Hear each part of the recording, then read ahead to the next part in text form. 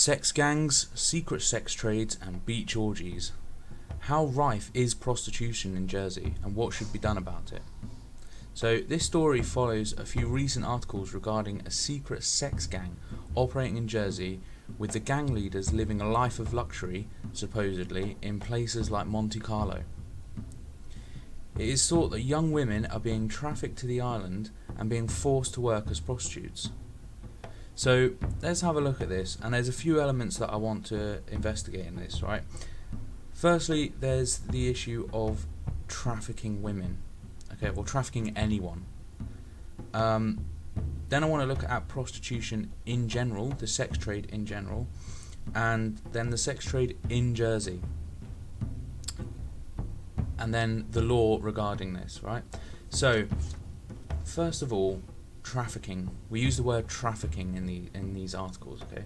So I just want to expand that a little bit further, because trafficking to me it implies more than just trafficking. It implies exploitation. It implies violence, drug abuse, violent partners, a whole ream of other things that exist when you say trafficking. Okay, so I want to be clear that when watching this video, that there are two, in my mind, there are two very big distinctions in the sex trade. One is the trafficking, exploitation and violence, and the non-consensual sex trade. So that's what I'm going to refer to it as for the rest of this video, the non-consensual sex trade. These are the people who are being forced, coerced, tricked, whatever reason. They are not doing it of their own free will, okay?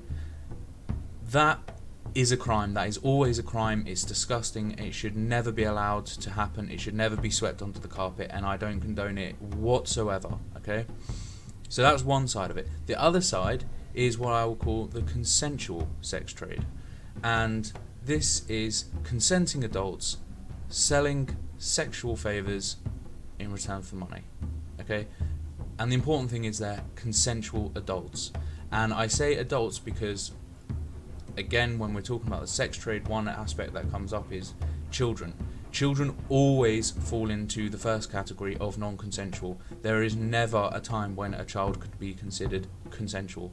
They are too young to consent, therefore it's always legal and always wrong, just to be clear. So for the rest of this video, I am looking at the consensual sex trade, okay, because I've made it clear the non-consensual is always a crime, should never be allowed to happen, etc., etc. So we're looking at the consensual sex trade. I know that's not what necessarily the articles are on at the moment, with regards to the recent happenings in Jersey. However, that's being dealt with by the police. There are robust laws around that sort of thing. That's being investigated. There isn't really enough information for me to comment on that, and it's a straight up crime. If they're doing it, they should be punished. So I'm not really looking at that. I'm just bringing up the topic of prostitution in Jersey. So let's start off by just looking at the sex trade in general. Okay, so a recent article by The Economist seems to show prostitution in a more positive light than we usually expect. Usually prostitution comes with a whole load of other negative auras and impacts. However, The Economist describe it as more of a genuine trade, and again, they make it very clear they're not talking about the non-consensual side of things. Okay, they do touch on the non-consensual side, but only in the ways you'd ever expect anyone to touch on it. So I just want to start off by I will put a link in the description to the actual article, so I'm not just going to sit here and read the article to you, but I do recommend you go and check it out, as it's a very good article. But there's a few little snippets I just want to read to you. So firstly, just looking at the trafficking and exploitation side of things, The Economist had this to say, quote, "Some certainly are, by violent partners, people traffickers or drug addiction. But there are already harsh laws against assault and trafficking, and addicts need treatment, not a jail sentence for their clients." End quote.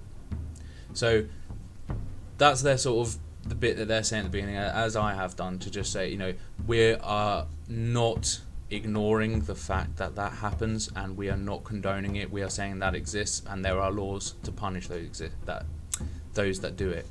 what we're talking about here is consensual. Okay, so whenever someone talks about prostitution or the sex trade or anything of that nature, straight away people think red light districts, they think curb crawling and women walking the streets flashing their legs at cars as they go past, sleazy motels and sleazy adverts in phone boxes and this sort of thing. Okay, that's like the sort of cliche view people have in their head as soon as you start talking about the sex trade. But I think that's quite old-fashioned. I think times have moved on from that now. Although that still exists, I'm not denying that. It does exist. You go to London, it's just all over the place. But I think more and more now, we're not seeing that. The sex trade has moved online. Okay? And how do you engage a prostitute online, you might say? Well, there are a lot of websites which, and you have to be careful of the wording here, I suppose, facilitate the meeting of two people. I think they describe them as escorts. There are a lot of terms and conditions and all the caveats on there whenever you read their websites, but they are facilitating the meeting of two people to spend time together to do whatever it is. They are not facilitating or arranging a sex act. Okay, that is something that you would have to arrange with the person you were arranging to meet. So these websites aren't necessarily doing anything illegal. That's how they're getting around that. And people are advertising themselves on these websites quite openly. They're quite blunt about what it is they're doing. There is no hidden innuendos or anything like that. It's straight up, this is what I do, this is what I'm selling, this is how much I sell it for, etc., etc. So is that a good thing? Is that a positive move, that you can go online and get this sort of thing? Well, going back to the article, quote, personal websites mean prostitutes can market themselves and build their brands. Review sites bring trustworthy customer feedback to the commercial sex trade for the first time. This shift makes it look more and more like a normal service industry. End quote. So let's look at that for a second. Making the sex trade look like a normal service industry. So is this something that's appealing to men and I suppose women and I suppose men as well? That the sex trade isn't necessarily something you're forced into or something you're at the end of your tether, you've got no other options, you've got to sell your body as people might make it out to be. Actually, this is just another job, another option, another career. And that's how people are seeing it these days. And in fact, when you read the article, they go on to describe why people see it as such a good thing. And there are many reasons. One is the money. The money can be fantastic if you're good at your job. The money is brilliant.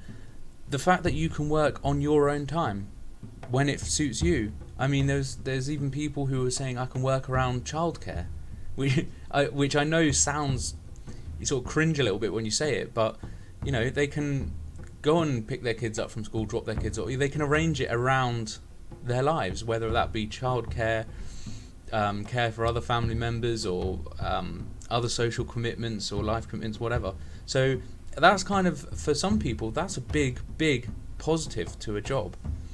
Then there's the other aspect that some people just genuinely enjoy that as a job. I'm not necessarily saying they enjoy it outright, and otherwise they'd do it for free, but as jobs go, they must be enjoying it more than certain other jobs. I mean, you look at some prostitutes and say, well, I wouldn't sell my body and have strangers coming in and making love to me just to earn a few pounds. But then they could say the other way around, well, I wouldn't clean toilets to earn a few pounds.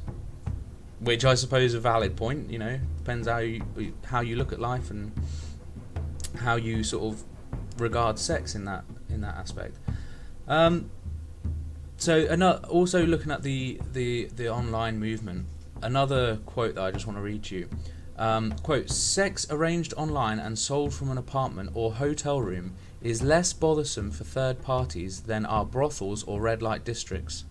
Above all, the web will do more to make prostitution safer than any law has ever done.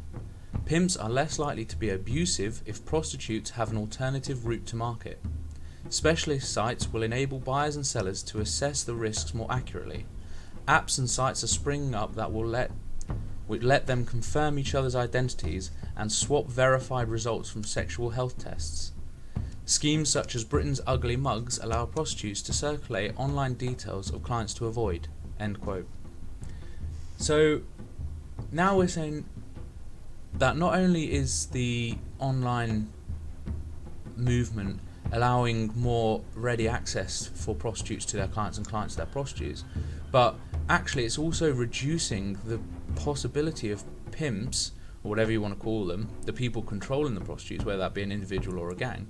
It's reducing the likelihood of these people being abusive because there is now an alternative avenue these people can take in order to earn their money. They don't necessarily need a pimp. They don't need a gang. They can do it on their own from their home. They can set up these accounts. As long as you've got a computer, you're away. And then we look at, actually, for the people engaging in it, there are apps that you can confirm each other's identities, so you know who it is you're meeting before you go and meet them, and you can swap verified sexual health test results. Well, that's amazing. I mean, if you're in the business of prostitution or engaging in prostitutes, that's got to be huge. So you know you're not going to get any STIs. You know you're not going to get any other diseases or that sort of thing. I wouldn't say it necessarily means you don't have to take precautions in that area, but it's nice to know that at least that person has recently undertaken a test. They should probably implement that for bloody everyone. Probably be a good idea. And then the last one, schemes such as Britain's Ugly Mugs allows prostitutes to circulate online details of clients to avoid. Brilliant, right? That is fantastic. So much like the scheme that runs in pubs and clubs, which it's just gone out of my head what it's actually called, but it basically circulates between all the different pubs and clubs. This person was barred for violence or for being abusive or whatever. Don't let him in your pub. And so all bouncers know who to look out for and who not to let in their clubs.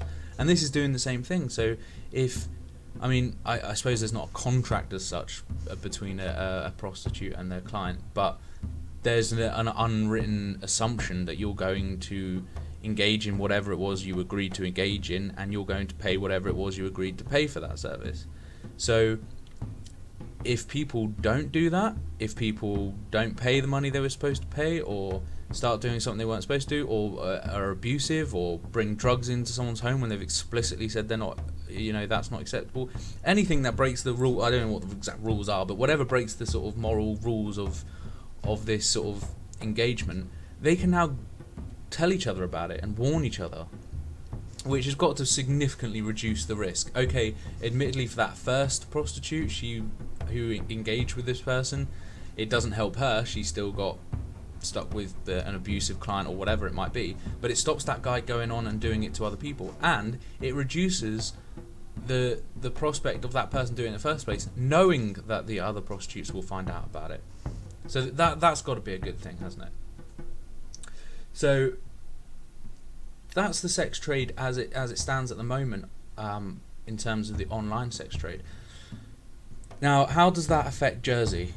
Well, in Jersey there is a secret sex trade. Okay, there is no denying that. You can deny it all you like. It exists. It's here, and it has been for a long, long time. Okay, you ask anyone who works in a hotel, in one of the big hotels over here, they will tell you it happens. It's a fact.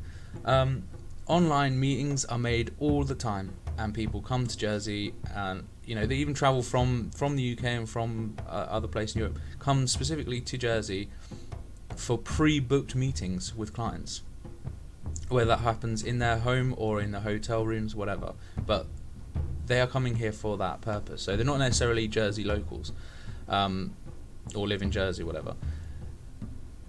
Then you already have also the ability that if you live in Jersey and you want to engage in that sort of behaviour, it's not far to get to somewhere, another country, that you can do that.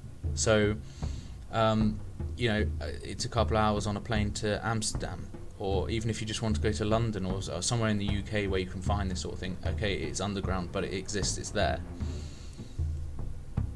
So we already have that. Okay, that all exists. What we don't have in Jersey, we don't have women walking the streets. We don't have people curb crawling, as they say. We don't have any sleazy bars or strip clubs where they won't necessarily advertise as being hosting prostitutes, but that's where you would expect to find that sort of economy, I suppose. We don't have brothels, and when I say we don't have brothels, what I mean by that is we don't have advertised brothels.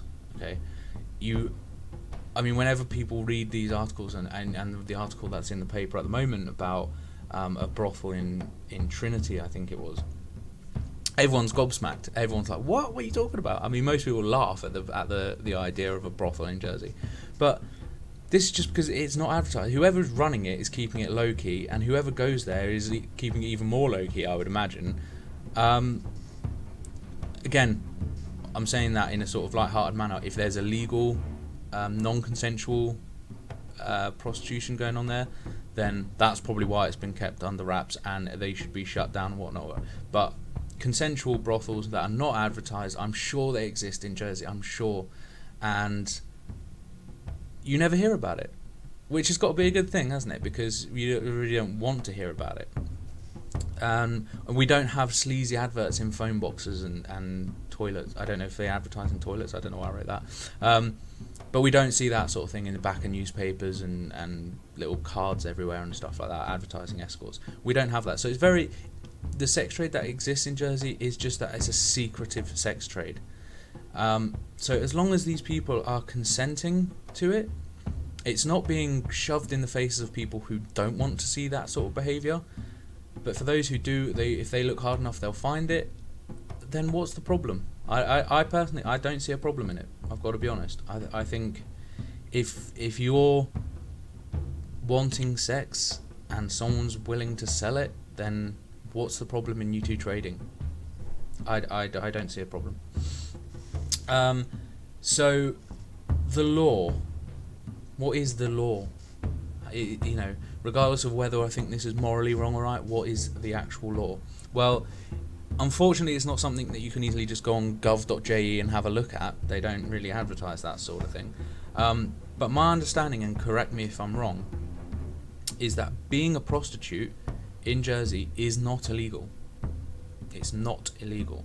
However, controlling a prostitute or anyone else for that sort of engagement in sex acts is illegal.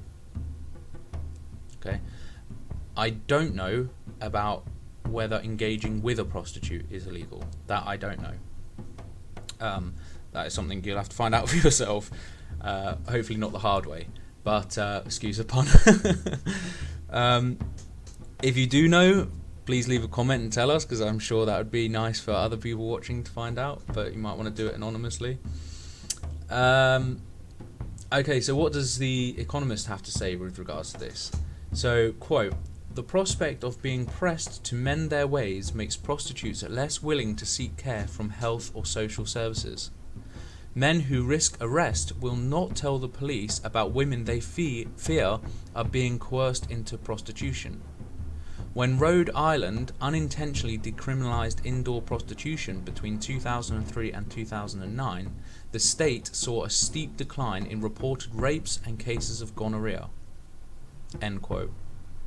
So, it seems Rhode Island accidentally, I guess there was a new law that came into place and there was a loophole or something like that, but they unintentionally decriminalized prostitution for 6 years.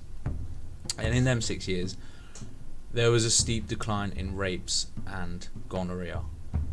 Okay, that's got to be a good thing again. I don't know whether that's because it was not illegal, it was being controlled in a more open environment which declined rapes, or whether it was just the fact that the horny rapists were just going and seeing prostitutes instead. I don't know why that would be, but that's got to be a good thing. And less reported cases of gonorrhea, and I'm sure there was probably less cases of other STIs and diseases and such. Again, that can only be a good thing. But they make a very good point here above that about men who risk arrest will not tell police about women they fear being coerced into prostitution. So when we look at this and we say consensual prostitution is okay, how do you know when you engage with a prostitute that that prostitute is doing it consensually of her own consent?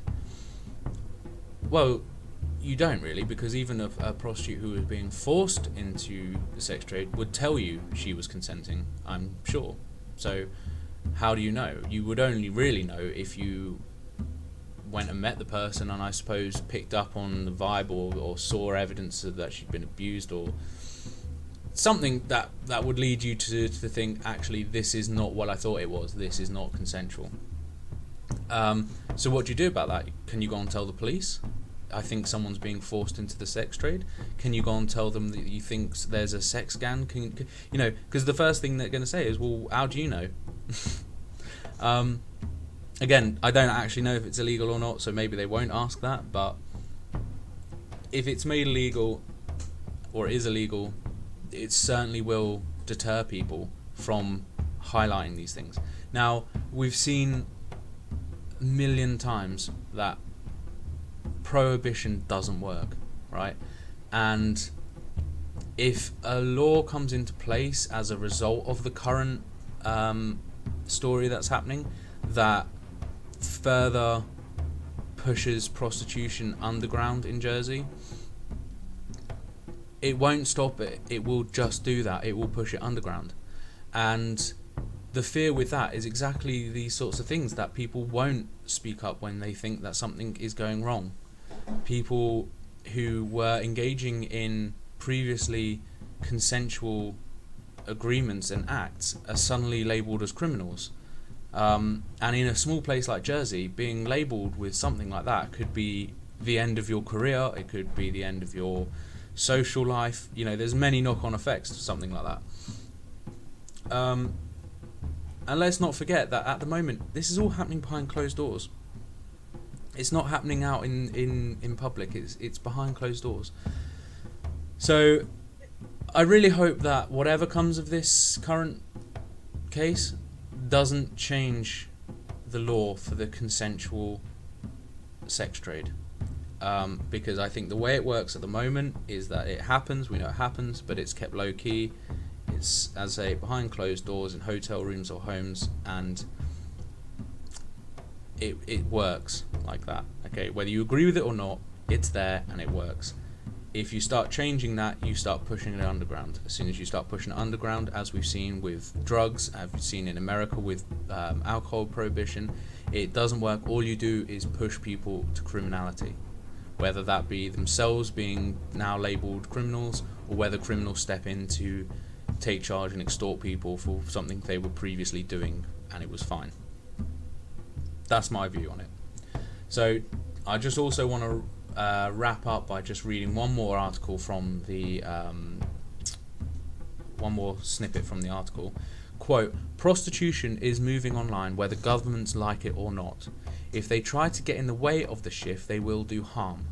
Indeed, the unrealistic goal of ending the sex trades distracts the authorities from the genuine horrors of modern-day slavery, which many activists conflate with illegal immigration for the aim of selling sex, and child prostitution, better described as money changing hands to facilitate the rape of a child.